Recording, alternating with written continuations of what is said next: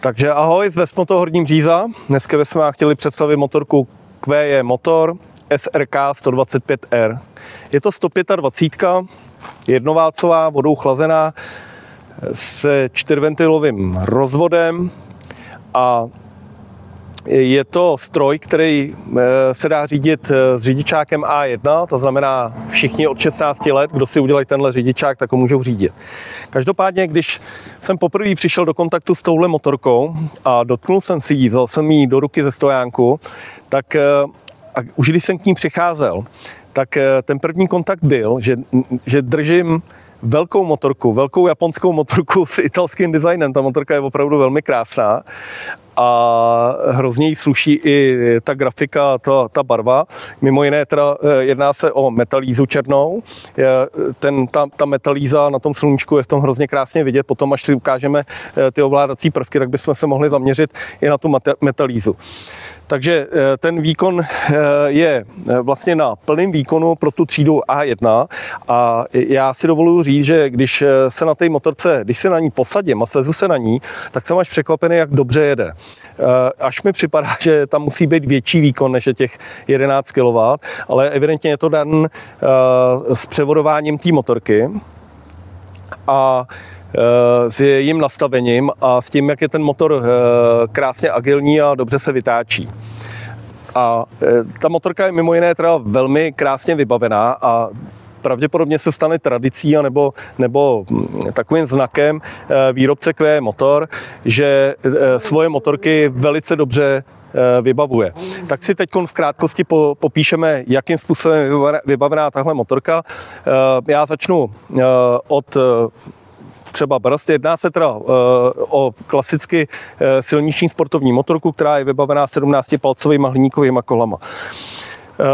Přední tlumiče jsou typu upside down, který jsou teda přednastaven z fabriky a nejdou nějak štelovat, což je u 125 s těma 15 koněma poměrně standardní a vlastně na trhu až na velmi omezený výjimky, tak jsou všechny motorky vlastně postavený na tlumičích, které jsou přednastaveny z výroby. Každopádně za zmínku stojí brzdy. Ta motorka je vybavená kotoučovou přední brzdou, která má čtyřpískový brzdič. A nutno říct, že teda brzdí perfektně, až jakoby nadstandardně na ten výkon, který poskytuje ta motorka. Další věcí je, že je až překvapující výbava přepákování motorky, kdy jde vlastně klasický řazení kvaltů, kdy se řadí jednička dolů, obrátit reverzně a řadí se jednička dolů a všechny ostatní kvalty nahoru. Zajímavým detailem jsou vyvážené stupačky. Ten výrobce se evidentně snažil o to, aby ta motorka měla co nejčistší chod bez vibrací a aby se a když už nějaký vzniknou v nějakým v nějakých otáčkách, tak aby se nepřenášely do těla jezdce, tak ty stupačky a třeba konce řídítek opravdu jakoby důkladně vyvážil a když se na té motorce jede, tak opravdu žádné vibrace cítit nejsou, anebo jenom velmi minimálně v nějakým prostě určitým režimu. Další věcí, která stojí za zmínku, je perfektně vystužená kivná vidlice. Tady je vidět, že ta inspirace byla opravdu u velkých motorek a s takovouhle výbavou taky přichází ten výrobce velice ojediněle. Zadní centrální tlumící jednotka je seřiditelná pouze před 5. To znamená, že když tu motorku zatížím spolujezdcem a zdálo by se mi, že by ta flexe té pružiny byla příliš měkká, tak lze přitáhnout. Jinak motorka je vybavená standardníma gumama, který dodává výrobce, není to žádná specialita. Potom výbava světelná, to znamená přední světlomet, směrovky a zadní světlo, tak je kompletně v LED technologii. Ty poziční světla jsou v krásném LED proužku zepředu na té motorce a ten reflektor má LED žárovky. A to samý platí o tom zadním světle, který mimo jiné má velice krásný vzhled, když svítí, anebo když se zmáčkne na brzdu, tak opravdu jakoby vykresluje hrozně pěkně ten zadek té motorky. A je to velmi pěkně viditelný. To platí teda i o tom předním světlometu. Jinak teda se přesuneme k tomu, aby jsme si vysvětlili, jaká výbava je elektronická, nebo respektive vlastně ten budík té motorky je TFT technologii a velmi jednoduše se ovládá, tak si jenom pojďme ukázat, jak ty ovladače fungují a jaký je zobrazení toho TFT displeje. Ona nám do toho dosvítí sluníčko, ale mělo by to být vidět na tom videu. Takhle se spustí vlastně to základní zobrazení na tom TFT displeji. QE, výrobce, tak sjednotil ten design té grafiky v těch displejích u všech modelů úplně stejný. A všechny modely počínají od 125 až po ty největší, po ty 800, tak mají v sobě navigaci. A ovládá se ta navigace přes aplikaci v chytrém telefonu, a to buď iOS, anebo Android. Já si takhle ukážu. Vlastně velmi jednoduše se to ovládá 2 tlačítkama na ovladači, kdy teda přidržím tlačítko a ten displej mi pustí QR kód, přes který si načtu do telefonu a připojí se mi telefon do té motorky. Potom na telefonu si můžu volit navigaci, můžu přidávat aplikace do té aplikace androidový a vlastně ovládám telefonní hovory, pak když mám komunikátor v helmě nebo si pouštím muziku a podobné věci. Hezká výbava je, že automaticky je soket USB vlastně na palubní desce, takže si můžu třeba dobít telefon. Tak jinak ty ovladače jsou standardní. Když se vlastně podíváme na to, jak se ovládá tlumen dálkový světlo, tak vlastně jednoduchým tlačítkem, mám zasekla trošku kamera, jednoduchým tlačítkem vlastně přepínám tlumen dálkový světla, světelná houkačka, trubka a směrovky, které se prostě vypínají podle standardního schématu. Na druhé straně jsou vlastně varovný světla. Načteme si tu aplikaci.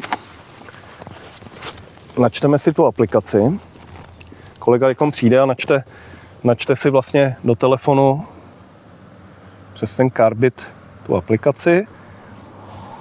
Nám do toho dosvítí sluníčko. Tak teď se připojuje přes Wi-Fi na Direct.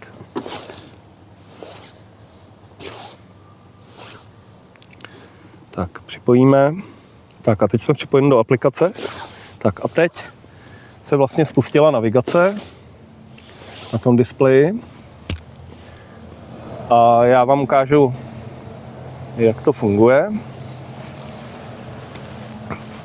Tak.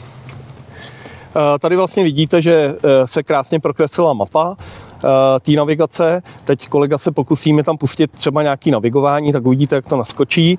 V té dolní řádce vždycky zůstane i před tomhletom zobrazení té navigace, tak v ní vždycky zůstanou ty základní informace o té motorce, takže třeba stav nádrže, což je důležitý, že jo, při té jízdě, rychlost. Tak teď už mi tam pustil tu navigaci někam, tady se krásně napíše, kdy je příjezd, jak dlouho trvá ta cesta, jak je dlouhá.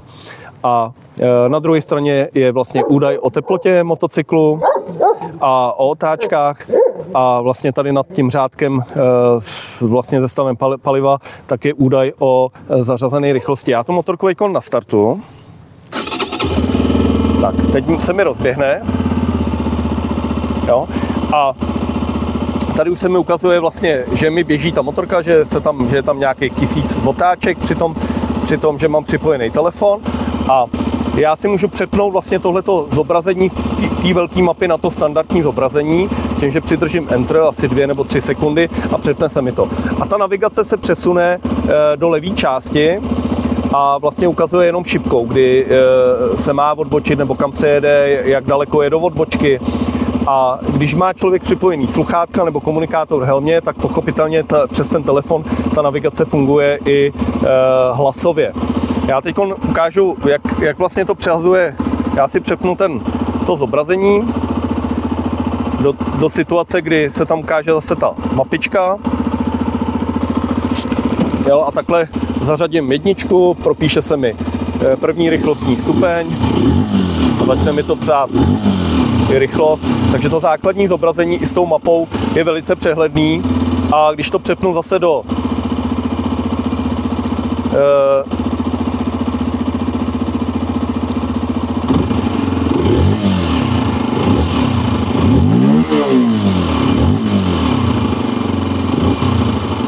takhle krásně to funguje. Tak, a vyřadím.